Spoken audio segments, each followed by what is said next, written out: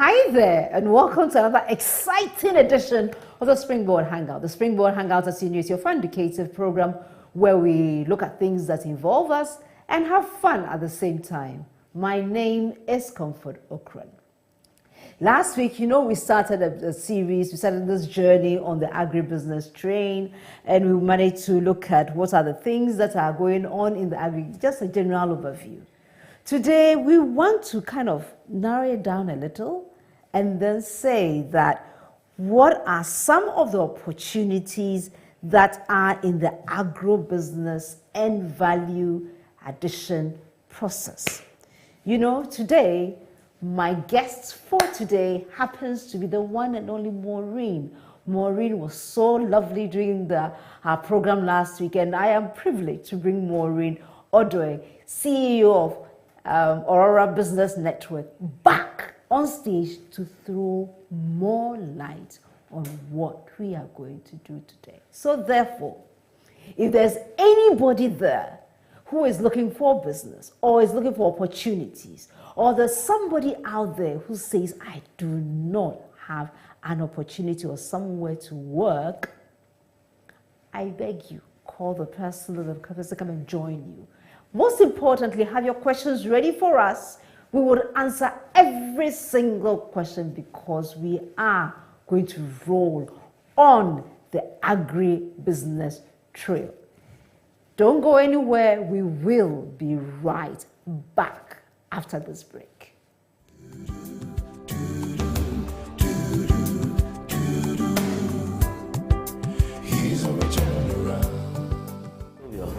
Get me York's rent-a-car. I need a car in 15 minutes. Hi, I'm Jake Morris, and I travel globally. But when I'm in Ghana, York's Rent-a-Car is my reliable choice for safety and comfort on the road. York's Rent-a-Car provides comprehensive logistics services to mainly blue-chip companies as well as individual clients. At a time, we needed a car rental service, and York's fitted in very well per our standards. Their services is top-notch. Drivers are on time. It was beautiful to see them behind the wheels. And anytime they pick up a guest, the guests were very, very happy. Already? Excellent. York's Rent-a-Car provides services and expertise that include meet and greet services at the airport, car rental, driver personal outsourcing, and vehicle detailing. What's the problem? With you, I told you, York's Rent-a-Car delivers world-class service to its customers, having their highest safety and comfort in mind. So watch you. Two of us are open for him. York's Rent-a-Car runs 24/7 operations where customers can make car reservations and inquiries of our services online and also call our hotline.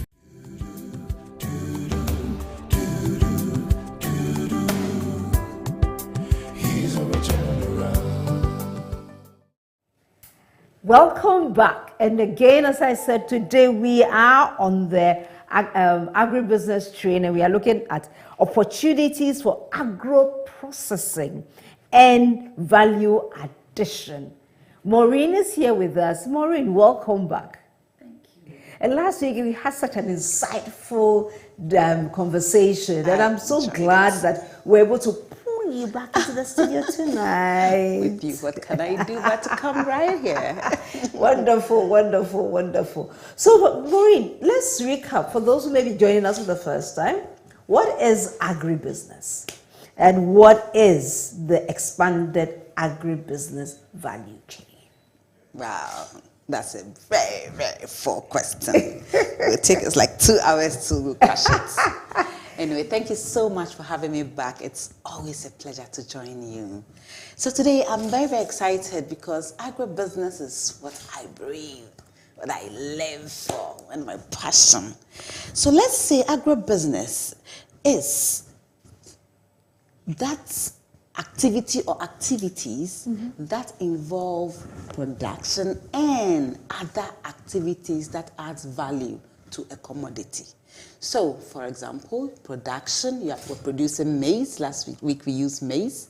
So the production, everything that you have to do, the activities and the actors that have to come together, collaborate to put together the necessary processes to produce maize is all part of agribusiness. So production will come from seed will come through laborers will sow, they will cultivate it and then eventually harvest it, store it, bag it, and sell it. Now, all these processes have activities, and then there are people who are playing key roles in there, all the way to exports. Then you can even decide to even add further value. So the expanded value is where you even take the maize and start to add value, turn it into something else, turn it into the Tom Browns, turn it into the Bangus, and export them. So the expanded version is taking it right from production, or even taking it after post-production, adding value, and then pushing it out there into the different markets that you are targeting. That expands the capacity of the value chain. And there's so many opportunities right from the seed level all the way to when it gets onto your plate and onto your fork and into your mouth. And so from farm to fork is how we can look at the expanded version of the value chain. I see. So then if I have just the seed, that is just one actor. Just one actor. If I say, okay, now I'm going to be somebody who does the, what do you call it? It's not baking, but it's the browning of the maize. Then I'm also another actor. Exactly.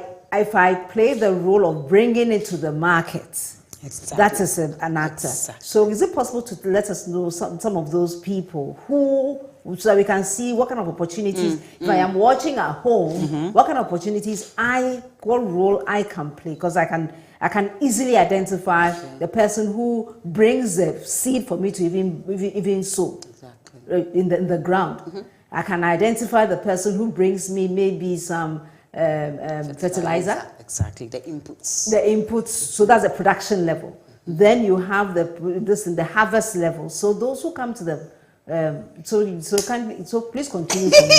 I have done the first level, so now continue. I was excited because you were really giving it to us. Continue, yes, continue. All right. So as you rightly said, at the production level, activities can start as far back as even seed multiplication, seed, we have improved seed varieties that are developed, and you go into the research centers and stuff like that. That is what they do. They are one group of actors in the research center. So if you have somebody who is actually did biology or something in plant breeding or something, exactly, there's an opportunity for the person in the agri. So it's not just those who.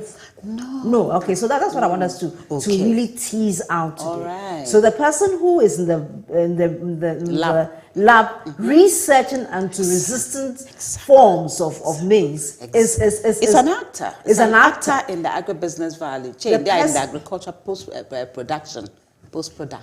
This is pre-production.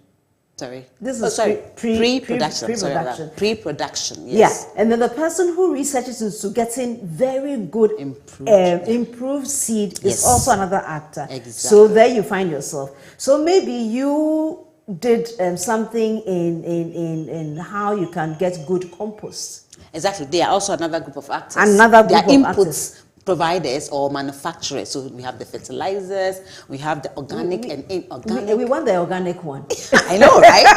We need that one. We need that one, because we want to make sure we protect our So a good example is if you are in Ghana and you want to do some pesticides using organic material, there are a lot of neem trees around. You can be a researcher and then you go understand how that can be done. Get a neem tree, experiment in the laboratory with the researchers, come out with the pesticide that is organic, and then you become a manufacturer, or even if you're a researcher, you now take it and teach the farmers how to use it.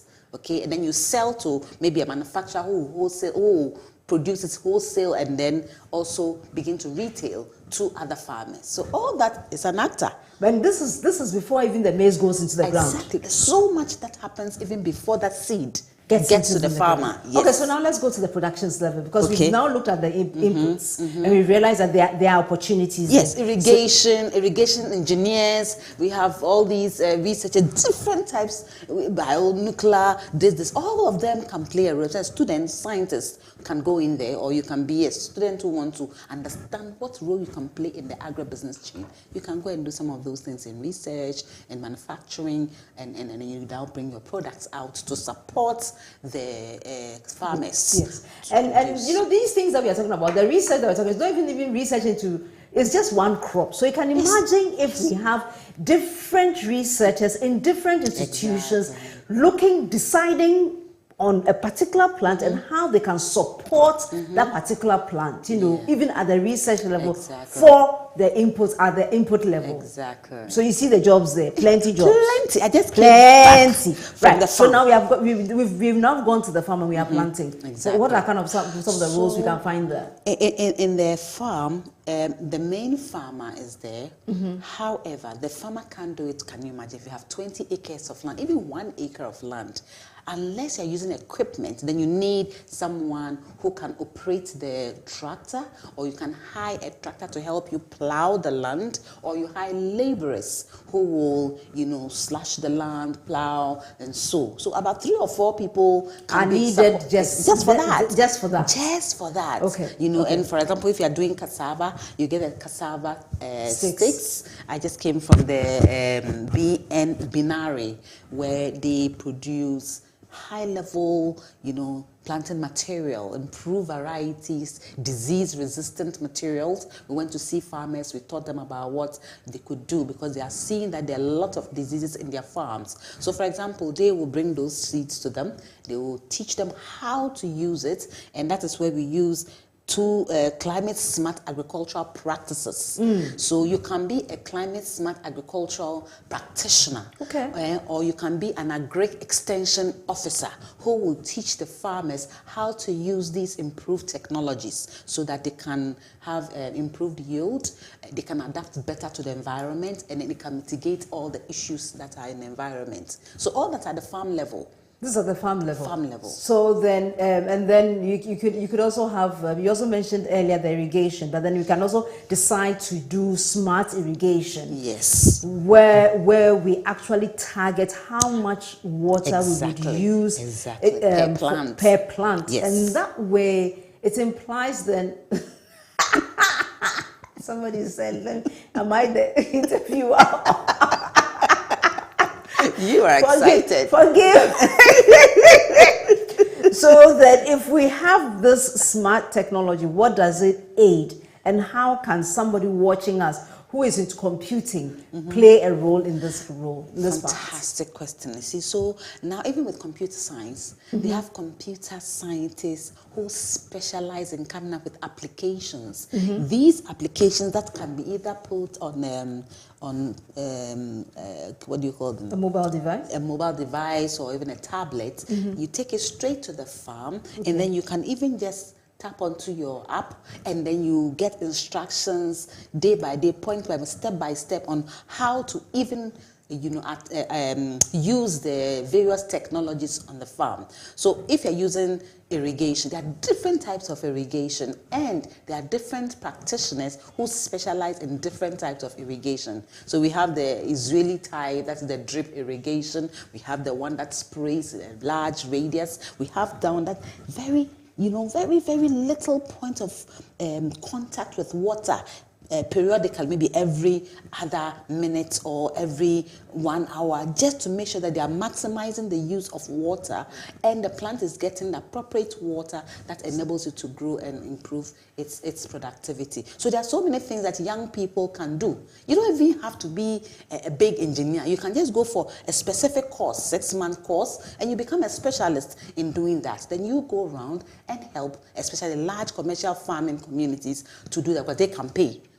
If you want to do it for free, that's fine. You can work with the government, where they offer extension services to farmers, because the government will pay for that one, and you can play a key role as an extension officer. So that's also there. So apart from all that, when the plant is coming, you need to also love your plants. You need to care for your plants, you know, and there are various ways of caring for your farm. You have to make sure that you don't keep it full of weeds. So there are weedicides. That is more of using some of these, the ones that you don't particularly like. And there are other ways of also keep. You can use cover crops to kill the plants. So if you are planting different types of plants, some will keep the cover so that the sunlight doesn't come down penetrate to help the ground. Exactly, the other one to take over. So cassava, after a while, when the leaves cover up, you see very few weeds coming up. And then you will learn how to also uproot them. You need laborers to do that for you periodically so that you keep the farm very clean. So there are people who play all the laborers do that most of the time. But then you must have somebody who is coming to observe all the time, just in case there's a disease. Exactly. They nip it in the bud. Yes. And somebody can actually decide to go into research into how the different types of what do you call it, diseases that affect a particular plant, and that is where you specialize. Exactly. So this afternoon we went to the farm, we went to the eastern region, and we were just interviewing the farmers, and they kept telling us, oh, when you uproot, when you harvest your cassava, part of it is rotten, and then there are some yellow leaves, and then there are some brown spots on it, but we knew the disease. So the moment they said it, we looked at each other, and they were describing it away. If they knew, they would have just told that, well, we think we are having this brown streak cassava disease here, but they didn't know. But we went to another community, they said the same thing. So 3 communities describing almost the same thing, but they didn't know it was a disease.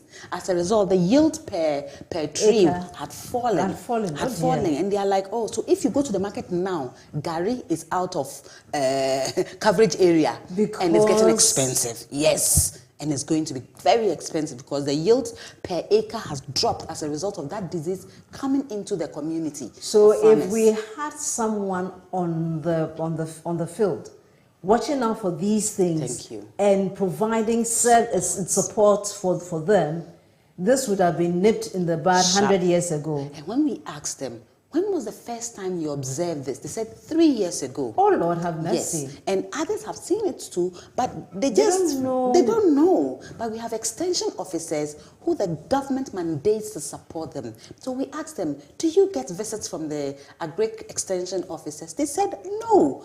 And that was a pain point for us. So one of my directors said, well, they're going to call them and let them know. Because if they don't tell the researchers early that they have observed these things in the farmlands, it means by the time we realize we'd have no cassava and there will be a total food security problem, which will affect you and I. So these are some of the issues, challenges that sometimes inadequate extension services to our farmers can create for us. Food security will be a big challenge for us. So there you are. You have an opportunity if you want to do a course, a short course. You learn about how to be an agri-extension officer. Exactly. You could actually build a business out of that. That your space or your specialization is providing agri-extension office and services to farms across. You can even decide that you can make it just farms in Eastern region, that's all. You will not go across the nation. There are plenty there. And you will have your business and you don't have a problem. Because as for eating, they would eat every day. So okay, so we've managed to take care of the crop. We've looked at some of the diseases that worry them. We have been able to nip the diseases in the bud. Hopefully, but No, we have. Oh, don't say that. We have done it. If we don't bring that urgency to it, it's going to be really catastrophic. So please, if you are there and you're an agri-extension officer, what did you say the problem was again? We have the cassava brown streak disease. Where? It's coming up. We saw it in the eastern region. The scientists have gone to see it. They've taken photographs. They're going to go into the laboratory and they're going to do more research to see what exactly is happening. Sometimes it could be a problem of the soil. Okay. So if they don't understand what is happening, they might also get a wrong diagnosis and then give the wrong solution. So the researchers, that's what they do best. That's what they do best. Okay, so so the researchers, you just finished your degree in this thing, and you are wondering what you've got research services that you can render. Okay, so we finished our research. We managed to nip it in the bud. So now we are moving on. We are going to harvest our crop. What are the opportunities there? Several. Now, what's happening with young people who are very smart is that they might be working, but around the harvesting time, you know what they do? They take a leave or they take a short break. They go into the hinterlands where labor has become a problem. And then they take gangs of 4 or 5 students or young people, they come together, wow. and then they just go to these farms and tell them that we are offering harvesting services, period. 1 day, 2 day, everybody gets like 100 cedis per day. You get a gang of 5, they harvest like an acre or so, they collect their money, put it in their pockets. Accra, they are in Accra the next morning, you don't know what they went to do. So some are getting really smart. That's what some of them are doing. Gangs of young people. Gangs. Yes. They Put just together harvest. 5 people, put together 10 people. And just for a fun thing. Do it and learn from it as well.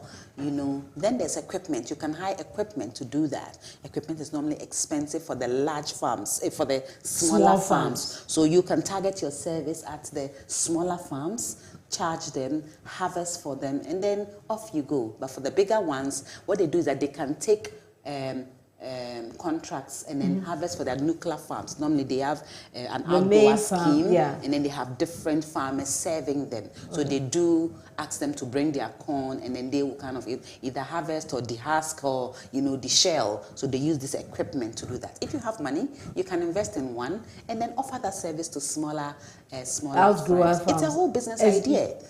You know, it's a big business idea. This is not, that's what tractor is doing, yes. And I think he's doing quite well. He's doing well. He's doing well. So I mean, the initial capital, I've forgotten how he got the initial capital, but then he's been able to, you know, grow and then add an app as well. So it's easy. So his services are on demand. On demand. So what service can you render that you can use your mobile app to make sure that your services are in demand so much across this nation? So there's an idea for you as well. Right. So we've got that. We managed to harvest the thing. So what's the next thing? So having harvested, you have to decide, do you want to store? If you want to store so that you can hedge against prices, because normally when you store for a while after the bumper harvest, the prices begin to rise, and that's when you make money. So most people will just sell some fresh corn. If it's maize, they'll sell some to take their car, to pay for all the small things, and then the rest they store, then they patch. When the prices begin, then they sell. You know, so you can be a storage facility where farmers can come and then you can store for them. Very good conditions. You can even help farmers dry their corn to the required degree of dryness so that the corn doesn't get moldy or pests do not invade the stored grains. So when you get that facility, that's it. So the government has a lot of these facilities in different communities under the commodity exchange program, where people just take their stuff, they will look at it, clean it up, they will grade it, and then they will bag it, and then they will store it just for a small fee. And then that will enable you to get more money when it's time to make fantastic. money. Yeah. So that's another idea. You can have your own warehouse and do same services for others. Why not? So beyond that, it's also the distribution. You can buy a truck, and all you do is to cut commodities from villages to town. That's the whole logistic business idea. And unfortunately, young people do not have enough money to be able to invest in, let's say, trucks. You will observe that the way we transport food in this country is not good. Yeah. I was just watching something, and they were saying that even sometimes we don't know, but then the way we pack the things, the weight is too much, and therefore it increases the spoilage. Yes, the post-harvest losses as a result of some of the bad practices in cutting produce from the hinterlands into the market centers rather causes more problems. You know, like we were coming and then we saw plantains. They had heaped the plantains, and it was all getting, it was getting yellow. By the time they transport and get to Accra, the heat will begin to cause it to just ripen. Within a short time, everything will go down. And so you would have bought, let's say, 10,000 worth of plantain. You get here, about 5,000 is rotten already. So you, the person who brought you've made a loss already. But unfortunately, they go to the farmers, the traders. They make the money. The traders and the logistics companies, they make more of the money. They go to the farmers, the commodity, buy at a very cheap price. Yeah. They hit the cost of the logistics of carrying from A to B so high. For example, tomatoes. They were reported in the papers that tomatoes was 300, but the transport cost alone is 900 cedis. By the time it gets to Accra, it's 1,300. Why?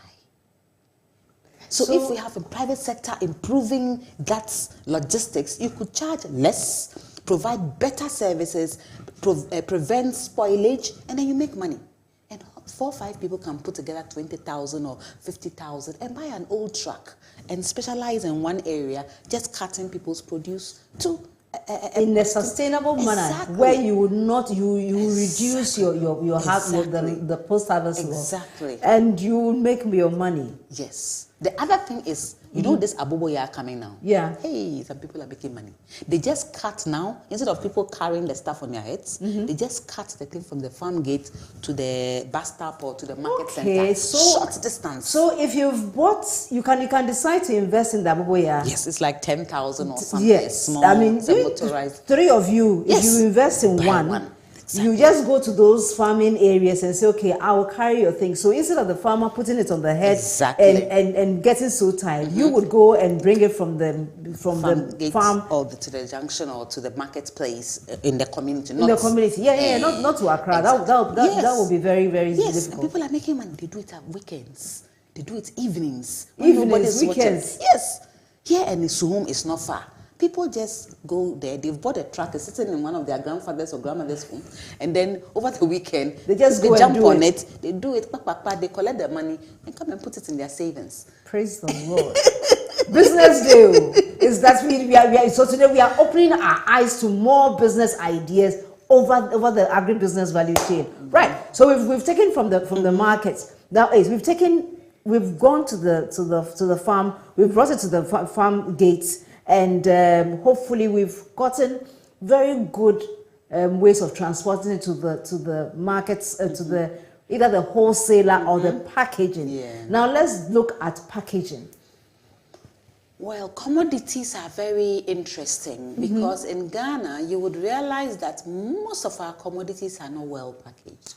I was blessed to receive a package from you last week. Guess what I did? My nice contomere stew, and I really enjoyed it. It was the packaging. Do you know I didn't open it? It was so fine that I left it there, not knowing there was like a lot of food inside. And then, out of curiosity, let me look at what is there eventually.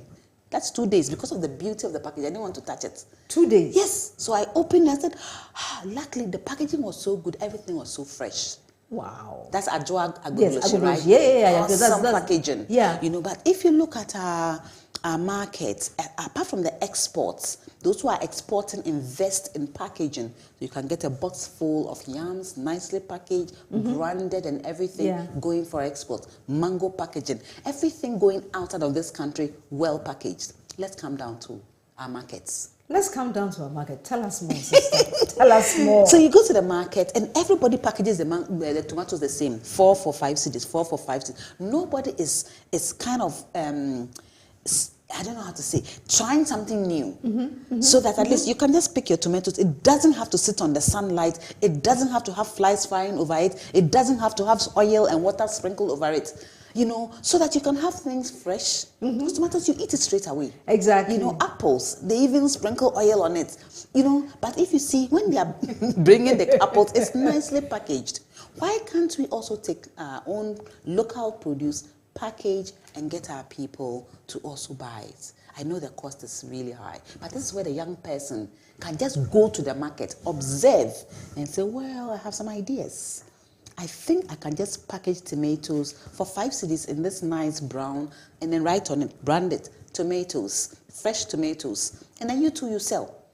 So we need young people to just go and observe what is happening in the market and present an innovative solution.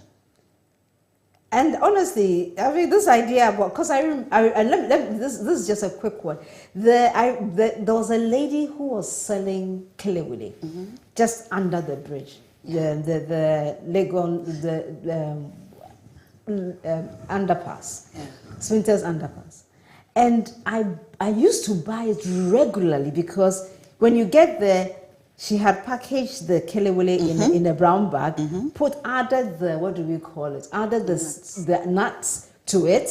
And it was, I think, I forgot whether it was 5 cedis, I think 5 cedis or something like that. And so when you come, you don't know how to stand there. And then she would do the, you know, with the hand. No, it was just packaged. Exactly. So, and she had 2 or 3 guys standing, and you know, they'll come to your car. So you don't have to get down. Exactly. You're in the queue anyway. Exactly. You just pick it up. Awesome. So that was a real innovation. Meanwhile, it was very, very nice as well. It was well spiced. You see? So she ticked all the boxes. You see? So yeah, what you're saying is that let's go to the market. Exactly. A young person who says I don't have money, and this one you don't even need a lot of money. You don't need money. You are just transforming the produce from one level to another level based on the target market you have. So if the ministries or even the banks, you've targeted SGSSB or Stanbic, you look at the ladies and the men coming out of that bank in coats and suits. Ask them, how would you like to have your tomatoes? If you go to the market, they'll say, well, I don't have time going around asking how much. How would you like it? Would you like it in plastic? Would you like it in paper? Would you like it in this or that? Well, I prefer paper because of sustainability. Go to the market, buy paper, and come and play. Would you like it like this? Oh, this is awesome. How much? 5 cedis. You've got your first customer. First customer. Let it be an inspiration and try. You are doing research, but at the same time, you are trying to sell. In no time, people will hear about you. And then you start delivering nicely or freshly packaged, sustainable packaged produce. And that's it. So sometimes it's just being curious and finding out. That is also research. How would you like your stuff? Go to the market. Sometimes you even tell, I don't have money. I'm come to buy 100. At the end of the day, I'll buy. I'll pay. That's what the women do. They go to the market in the morning. Go to the market queens and tell them, I want 1 basket of tomatoes. I will pay end of day. They say, okay, have it.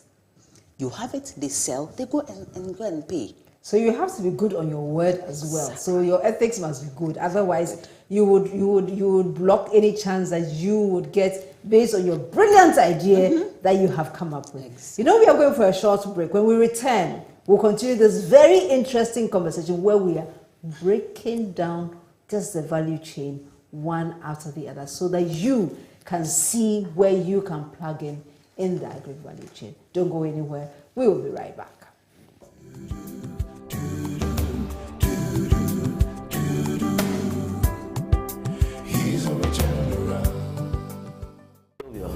Get me York's rent-a-car. I need a car in 15 minutes. Hi, I'm Jake Morris, and I travel globally.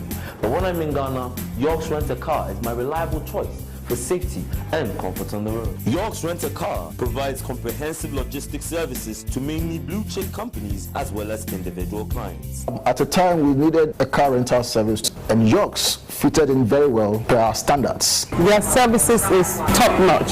Drivers are on time. It was beautiful to see them behind the wheels. And anytime they pick up a guest, the guests were very, very happy. Already? Excellent. York's Rent-a-Car provides services and expertise that include meet and greet services at the airport, car rental, driver personal outsourcing, and vehicle detailing. What's the problem? It's you. I told you. York's Rent-a-Car delivers world-class service to its customers, having their highest safety and comfort in mind. So watch out. Go over open for him. York's Rent-a-Car runs 24/7 operations where customers can make car reservations and inquiries of our services online and also call our hotline.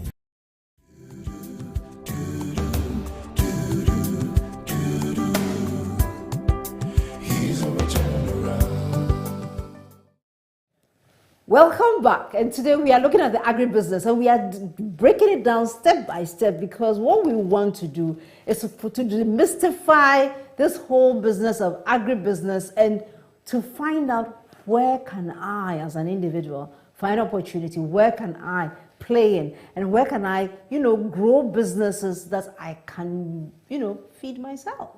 So today we've looked at the agribusiness chain from the production cycle. We've looked at pre-production to production to growth.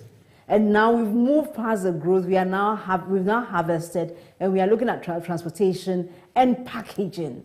You know, packaging and grading, and also maybe if we decide that we are going to process it, we'll move to the processing angle right now. You know how we'll process it. So then I have Nam Momo online, who is saying that I so love the discussion, so insightful. And Namomo says that he sends a shout out to Nako Shikakushi. I hope you are online now and you are listening and you are getting ideas, because the ideas plenty, because we want to make plenty money.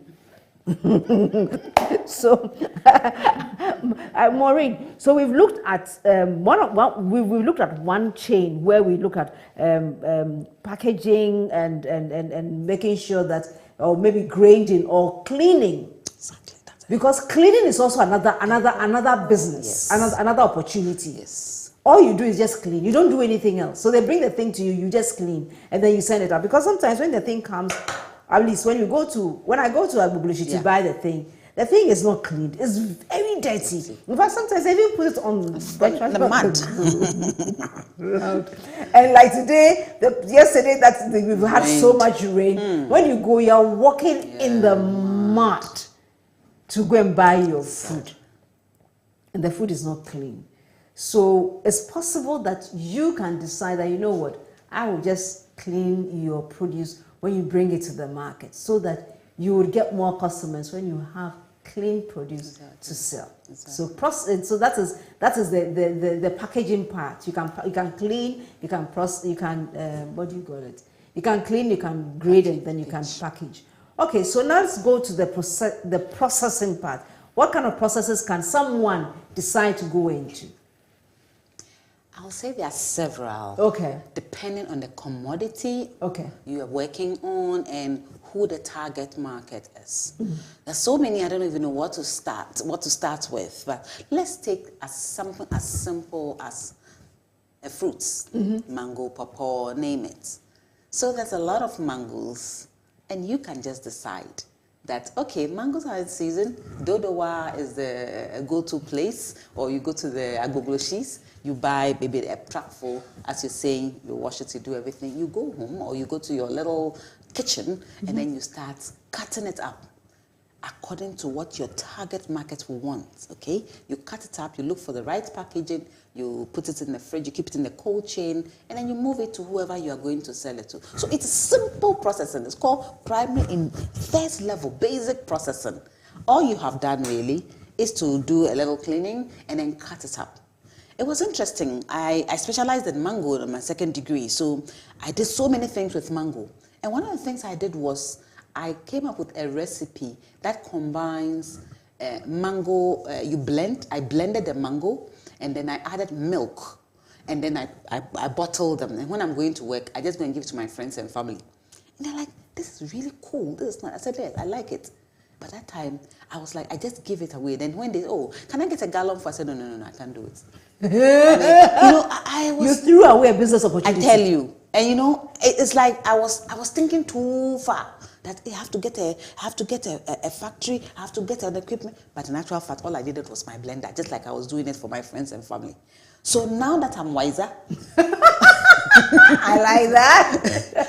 All one has to do is to invest in a slightly bigger blender. A clean, nice, not even an industrial one, a simple one. And then you do it in batches. You do it in batches in a very clean environment, your little kitchen, and then you pour it out, do your mixing, and then you put it there. That's it. So that's another form of processing. You've processed it into a shake or something and added value with milk. Package it, and then you've given it out. So that's another level. So you can cut. You can even take the whole and just put it in something nicer, like a nice container. That is a way of processing. Then you can cut it up. Then you can blend it. Or into a paste. Into a paste. You can do so many things by adding value. Your target market matters most. And then you just take it out. I like the way you keep on repeating your target market matters most, because that is one thing that sometimes you see somebody doing something, the person is succeeding or the person is making money. So you think that, Me too, let me go and do some. Exactly. And you don't realize that person has a particular market. Maybe the people that you are targeting do not like that. So please, check out the market. And then you decide what you would do in your space. Exactly. Please continue. Today you are tackling our ears. And even with the mangoes, I realized that one target market wanted the cut-up mangoes with the peel. Yes. Which I love, because see, they have a nice style of cutting it in the hotels. So when they see that one, they're like, oh, this is really nice. They cut it up, and then they cut it, and then they open it up like a flower. Yeah. So I had to go and learn how to do that. And it's very appetizing. When you're eating it too, it's nice because it looks really nice to the eye, pleasing to the eye. So the target market, but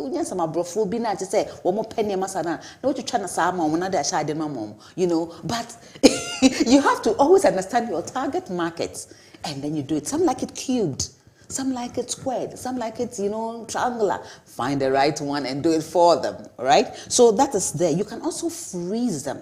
You can freeze a whole mango farm. Decide you do anything, because those who do that thing that we all like, that thing that we've been, when we go out, the one that we'll be eating together. We'll be ordering the chicken pieces and then the smoothie. You just package the cut up mangoes and sell it to the smoothie manufacturers.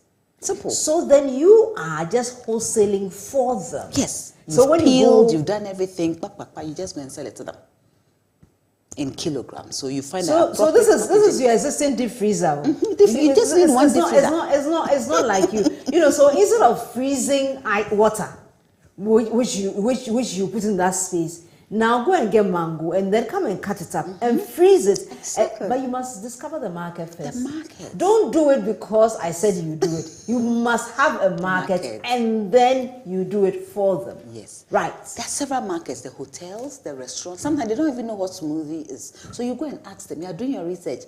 Do you offer smoothies? They'll say, what is smoothies? Oh, people love smoothies nowadays. People, instead of buying Coca-Cola, they would like to have a smoothie. Yeah. This is how you do a smoothie. I have a recipe. I can supply you with the mangoes. They're like, okay, we'll try it. Okay, you can give them some trial. Not long, they'll start calling you. So sometimes you must be curious enough and be courageous enough to go out there and just ask questions before you realize you have an order. Then quickly you go to a farm around and then do your first sample and off you go. Design a nice flyer, use it for research, and then you get an order, you start and tell them to refer you and secure a deal for continuous supply. So these are some of the things you can do. Any fruit in season, you can switch when there's mango, you do. When there's pawpaw, you do. When there's a pears, you do. You realize that you have consistent income doing a very simple processing process. Then when you make enough money, you can start dreaming of the big things. Big boys are in town, or big girls are in town. They have small firms and they are exporting. Small firms and they are exporting. So nothing bars you from starting small. Just be sure you have a consistent supply base where you can get that consistent supply and get a defined market, and then you can make sure that you are always supplying them. Fantastic. So I'm glad you brought in the export. You brought in ensuring that you have the markets, and then maybe if you are good, you may have a big retailer or a supplier that you can send your things to. Thank you for asking this. So let's dear followers, thank you for watching, and Nashika, thank you also for watching. Now, if we've looked at the importance of value addition, because we realize that it reduces post-harvest losses, we realize that also that it makes the opportunities that exist in the market space even bigger. So last time we were privileged on the Springboard Virtual University to have Yofi Grant. He's the CEO of Ghana Investment Promotion Council. And then he was saying that, if you're looking at the cocoa industry, it is about 160 billion, the whole cocoa industry, the whole value chain. But just Ivory Coast, in fact, Ivory Coast only takes just about maximum 4%. And they produce, like Ghana, the bulk. They just take just about 6%, 6 billion. So then in this case, having looked at this, what is the opportunity in any value chain for somebody who decides to add value? why or how can we do more processing of goods, of even our cocoa or any other raw material that we have? How do we drive that? It's a very interesting question, and I love the reference to even cocoa. For years now, I have always questioned, why are we not producing cocoa? Why do we only have one major cocoa processing company? Luckily, you realize over time there are smaller firms. You have the niche chocolate coming up. There are several. You know why? Policy. So if you go to CSIR right now, and I've gone for chocolate making training, they are training young people who would like to go into chocolate making. So that with that skill, because first it's only the big companies who knew how to do, and we also felt you needed big equipment to do. Apparently, there's artisanal chocolate making. So if you get to understand that, there's a place where you can train to do that, you can acquire the skill sets and start with small chocolate making, very, artisanal, and then slowly you build from there. So we have the CSIR, FRI, Food Research Institute to be specific, providing these training services. Policy-wise, there's a lot of encouragement for young people, especially women, to go into chocolate making. So the policies are there, but sometimes people don't know where to go to for these trainings. Insufficient information. So it's not like the government is not doing it. They are doing certain things, but insufficient information to young people, inadequate access to information is also one of the things hampering young people going into some of these areas. Because some people don't know that you can even learn how to do chocolate right here in Ghana. But I have had the opportunity to go and learn. And so if they knew, if they had access to such information, maybe more people will go in there. The capital is a challenge, but with artisanal, you don't need so much capital. I actually I know 3 people who are now into artisanal chocolate making. I mean, exactly. One of them is my friend. She's a lawyer, and she's... Yes, I know that lady. Okay. Awesome. Brilliant. Very, very packaged. Beautiful. I mean, you love the chocolate. I mean, if you don't like chocolate, you would love the chocolate, I tell you. And I really like her chocolate. And you see her packaging? Mansa Gold. Mansa Gold, yes. Yes. You see her packaging? Yes. Excellent. And so these are opportunities. So let's find out what exists on the market. Where can I get some training? Because I mean, as you were speaking, it reminded me of another person that we interviewed on virtual university again. And this person, Kwesi, he works with Bloomberg in London, and he talked about the fact that when you talk about the baseline, where is the growing place, there's value there, but the value there is little. As you go up the chain, you have, so for instance, he says that if you take, let's say, mining in Ghana is a 2 billion. If you start refining it from 2 billion, it becomes 40 billion.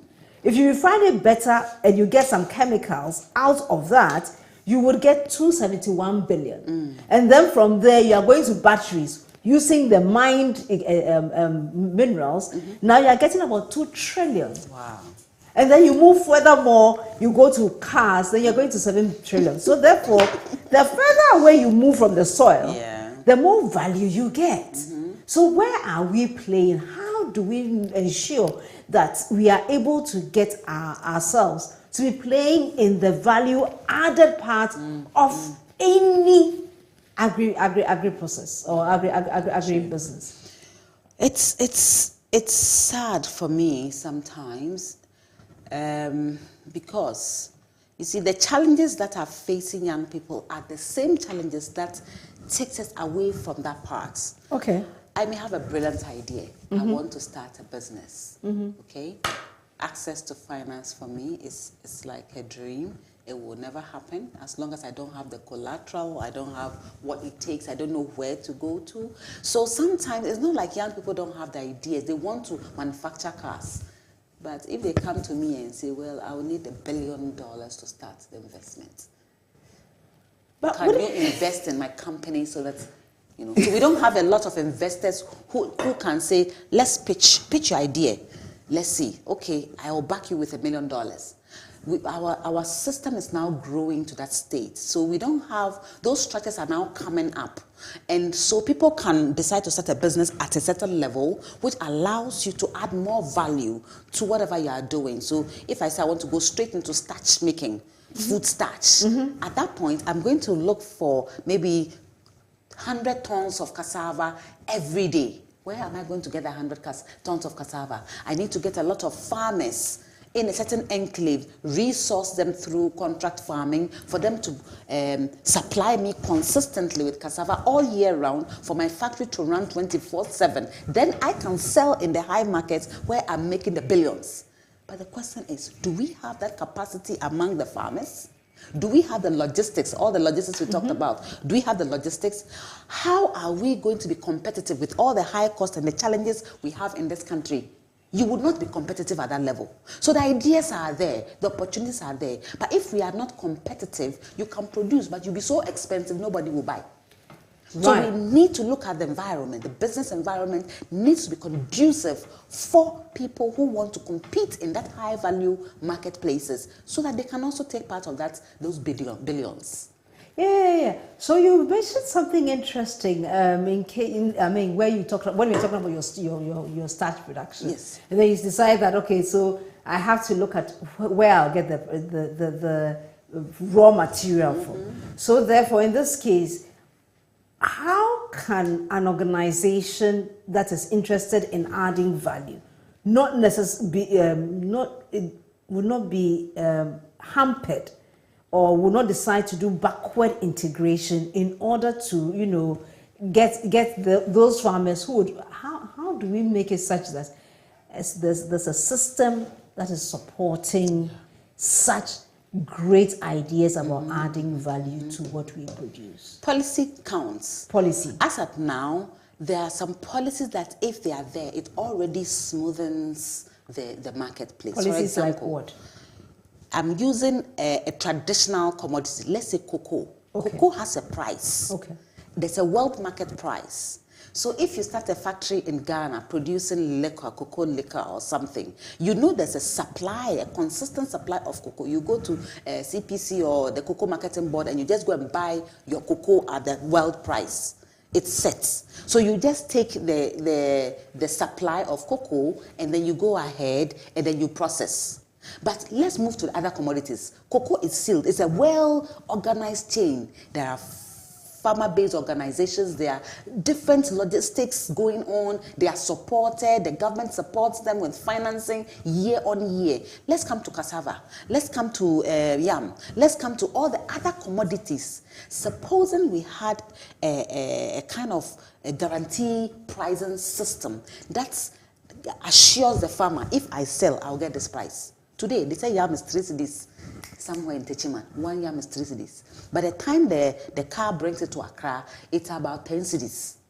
If I'm a processor, and today I buy 3 cedis, tomorrow 10 cedis, how am I going to be able to be consistently competitive on the marketplace? So we need to now look at how do we provide a system that allows farmers to invest and know they will make some money that will be profitable for them, not today, then tomorrow. That is one. 2, we need to smoothen the logistics, the infrastructure, all those things. It will take 8 hours for a car to move from one place to another.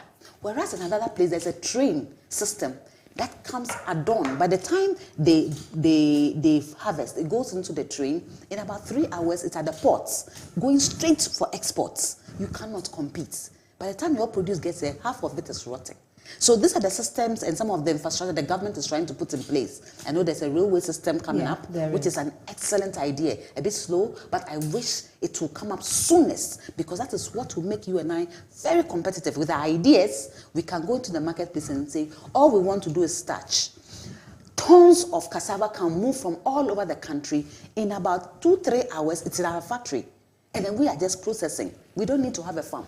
However, it is always good to have at least 40% of your own raw material, have control over 40%. Then you can buy about 60% from other people, or provide, give contract farming agreements out so that they'll produce just for you, especially if the prices are good. Okay. You know, that helps people to operate at a higher level. Otherwise, we all go and we're doing small business and it's expensive, you're not competitive. It doesn't really give us the billions that you and I want to get, you know. The billions you and I want to get to. Maureen, so there's so many SMEs. We need some bigger firms. Maureen, yes. I believe it's all time is now. Time is hard. Oh my gosh.